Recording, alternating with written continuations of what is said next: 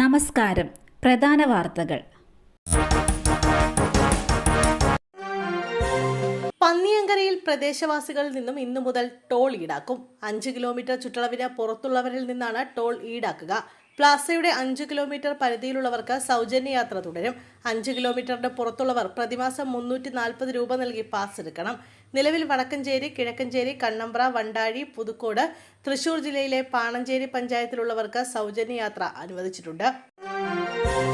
തരൂരിനെ വിമർശിച്ച് കോൺഗ്രസ് മുഖപത്രം. കേരളത്തിലെ ഇടത് സർക്കാരിനെയും മോദിയെയും പ്രകീർത്തിച്ച ശശി തരൂരിനെ അതിരൂക്ഷമായി വിമർശിച്ച് കോൺഗ്രസ് മുഖപത്രം വീക്ഷണം. തദ്ദേശ തെരഞ്ഞെടുപ്പിലെ UDFന്റെ വിജയപ്രതീക്ഷയെ കുരുതി കൊടുക്കരുതെന്ന് മുഖപ്രസംഗത്തിൽ പറയുന്നു. വെളുപ്പാൻ കാലം മുതൽ വെള്ളം കോരിയിട്ട് സന്ധ്യയ്ക്ക് കുടമുടയ്ക്കുന്നത് പരിഹാസ്യമാണെന്നാണ് മുഖപ്രസംഗം പറയുന്നത്. സർക്കാർ വിരുദ്ധ വികാരം ആളിപ്പടരുമ്പോൾ അതിന് ഊർജം പകരേണ്ടവർ തന്നെ അത് അണയ്ക്കാൻ വെള്ളമൊഴിക്കരുതെന്നും വീക്ഷണം വിമർശിക്കുന്നു. LDF സർക്കാരിനെതിരെ പൊരുതുന്ന കോൺഗ്രസിനെ മുണ്ടിൽ പിടിച്ച് പിറകോട്ട് വലിക്കുന്ന രീതി ആത്മഹത്യാപരമാണെന്നും വീക്ഷണം തരൂരിനെ ഓർമ്മിപ്പിക്കുന്നു. ട്രംപുമായി കൂടിക്കാഴ്ച നടത്തിയ മോദിയെ പ്രശംസിച്ചതിനെയും വീക്ഷണം നിശിതമായി വിമർശിക്കുന്നുണ്ട്. ഇടുക്കിയിൽ കാർ കൊക്കയിലേക്ക് പറഞ്ഞ് ഒരാൾക്ക് ദാരുണാന്ത്യം. ഈട്ടിത്തോപ്പിൽ ഇന്നലെ അർദ്ധരാത്രിയോടെയാണ് സംഭവം. ഇരട്ടയാർ കറ്റാടിക്കവള പ്ലാമൂട്ടിൽ മേരി എബ്രഹാമാണ് മരിച്ചത്.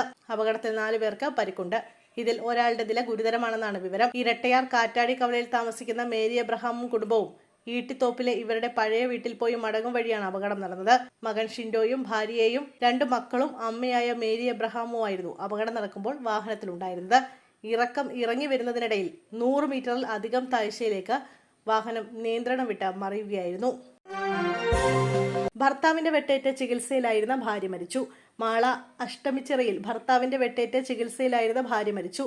അഷ്ടമിച്ചിറ സ്വദേശി വിവി ശ്രീഷ്മമോളാണ് മരിച്ചത്. ഇന്ന് പുലർച്ചെ 3 മണിയോടെയാണ് മരണം സ്ഥിരീകരിച്ചത്. കുടുംബ വഴക്കാണ് ആക്രമണത്തിന് പിന്നിൽ.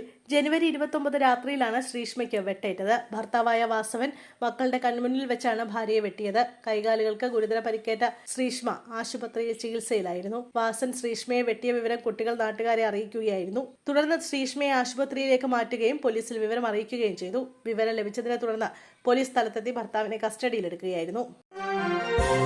ഭൂചലനത്തിൽ നടുങ്ങി രാജ്യ തലസ്ഥാനം. പിന്നാലെ ബീഹാറിലും ഭൂചലനം. പരിഭ്രാന്തി വേണ്ടെന്ന് മോദി. ദില്ലിയിൽ പുലർച്ചെയുണ്ടായ ഭൂചലനത്തിന് നടുക്കത്തിലാണ് നഗരവാസികൾ.